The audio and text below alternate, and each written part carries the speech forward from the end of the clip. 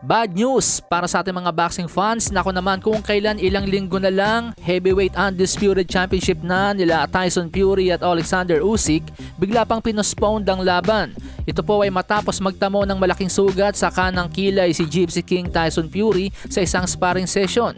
Sa laki ng biyak sa kilay mga amigos, kakailanganin nga daw pong tahiin ito. At kakailanganin din ng medyo mahabang pahinga bago lubusang maghilom at muling maging 100% ready itong si Tyson Fury. Kaya naman dahil dyan, minabuti munang i-postpone ang laban. Heto po yung mismong report mga amigos, basahin natin. WBC Heavyweight Champion Tyson Fury has been forced to postpone his fight with Unified Champion Alexander Usyk after sustaining a freak cut during a sparring session in Riyadh. The cut, which opened above Fury's right eye, required urgent medical attention and significant stitching, and will obviously require a period of recovery, scattering any possibility of the fight with Usyk taking place on 17 February in Saudi Arabia.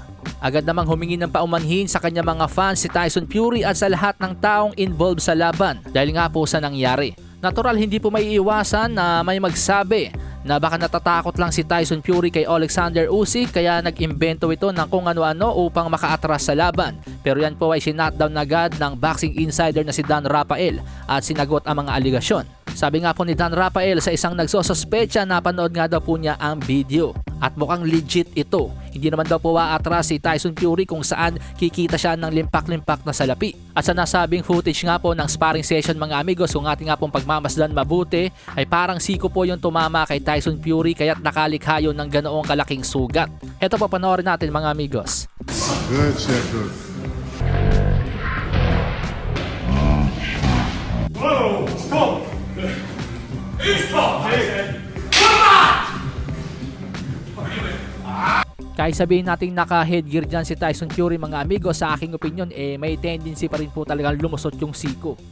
Dahil makikitang malaki naman po yung espasyo. Pero yan ay aking opinion lamang.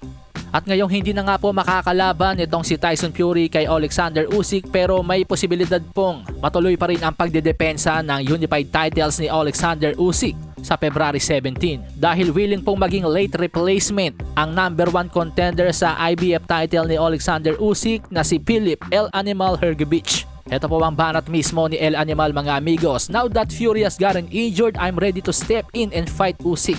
Let's go Usyk, you owe me my mandatory shot. It's time to finally face me.